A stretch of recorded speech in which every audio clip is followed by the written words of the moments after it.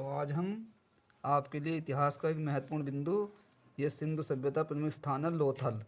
ये हर कंपटीशन में मालूम किया जाता है कि जो सिंधु सभ्यता प्रमुख स्थान थे, इनमें लोथल एक अपना प्रमुख लोथल स्थान जो प्रमुख स्थान रखता है। ये लोथल ही ऐसी जगह है बहुत अच्छी, मतलब लोथल इससे ही मतलब हमारी सभ्यता की जानकारी, सिंधु सभ्यता की जानकारी ठीक है।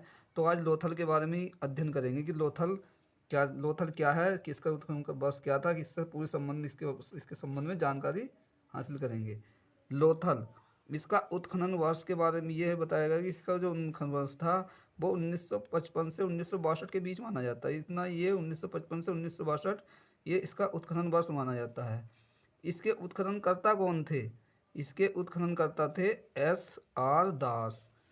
जो इस उत्खनन किया जिनके द्वारा इसका उत्खनन किया गया था कि इसका लोथल जो प्रमुख स्थान है उसकी खुदाई जब की गई थी तो खुदाई कराने वाले कौन थे? S.R. दास थे। और जहाँ ये खुदाई की गई थी वह किस नदी के किनारे की गई थी? वह नदी थी घाघरा। घाघरा कौन सी नदी थी? घाघरा। और वर्तमान में यह स्थिति कहाँ है? ये स्थान वर्तमान में कहाँ है? ठीक है, तो ये स्थिति वर्तमान में गुजरात, अहमदाबाद, साबरमती, जो साबरमती नदियाँ अहमदाबाद गुजरात, ये क्षेत्र जितना है गुजरात अहमदाबाद में है ना। तो एक साबरमती जो नदी है जहाँ महात्मा गांधी ने अपना आश्रम स्थापित किया था, ठीक, तो यहीं पर ये स्थान लोथल है। अब लोथल से कुछ महत्वपूर्ण तथ्य, लोथल जो है इससे कुछ महत्वपूर्ण तथ्य जो परीक्षाओं में मालूम किए जाते हैं। जैसे हाथी दांत का पैमाना जो मिला था वो लोथल में ही मिला था। हाथी दांत का पैमाना कहाँ मिला था? लोथल में। दूसरा इसका महत्वपूर्ण बिंदु है आटा पीसने की पत्थर की चक्की के पार्ट भी लोथल में ही मिले थे। जो आटा पीसने की चक्की होती है उसके पत्थर के 2 पार्ट जब पहली बार मिले थे वह स्थान भी लोथल ही था। एक ये तीसरा महत्वपूर्ण बिंदु है तांबे की मोहरे। ये अक्सर मालूम कहता है कि तांबे की मोहरे सिंधु सभ्यता के किस स्थान पर मिली? तो तांबे की मोहरे लोथल में मिली थी। कहाँ पर मिली थी? लोथल में मिली थी। नेक्स्ट बिंदु पोत निर्माण तथा नावों द्वारा समुद्र व्यापार के साक्ष्य भी लोथल में ही मिले हैं। पोत निर्माण तथा नावों द्वारा समुद्र व्यापार होता था, विदेशों से जो समुद्र व्यापार होता था उसके साक्ष्य भी हमें लोथल स्थान से ही प्राप्त होते हैं। चावल का उत्पादन का साक्ष्य भी लोथल में ही मिला है।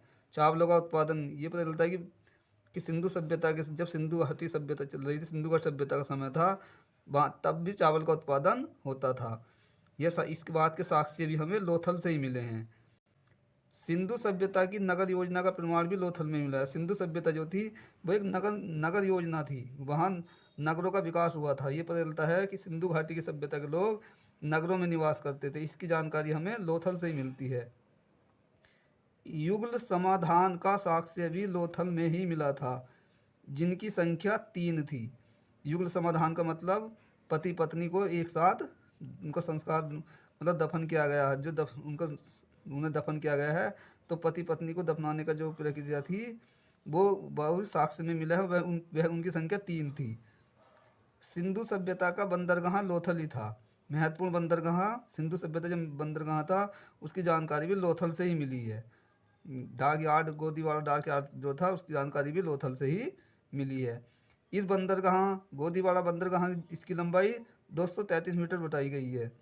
सिंधु सभ्यता में सिंधु सभ्यता जो बंदरगाह था, खुदाई से ये ज्ञात हुआ है कि जो बंदरगाह गोदीवाला था उसकी लंबाई 233 मीटर थी। लोथल को लघु हड़प्पा या लघु मोहनजोदड़ो भी कह सकते हैं।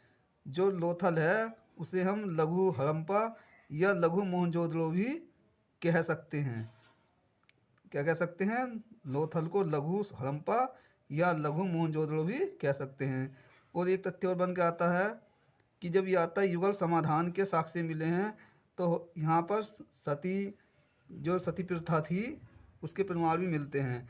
क्योंकि जब दोनों एक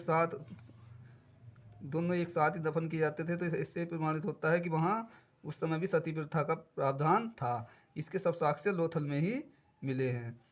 धोलावीरा, रोपण, राखीगढ़ी, बनावली, हड़प्पा सभ्यता की जानकारी के लिए मेरी वीडियो का भाग 2 देखें।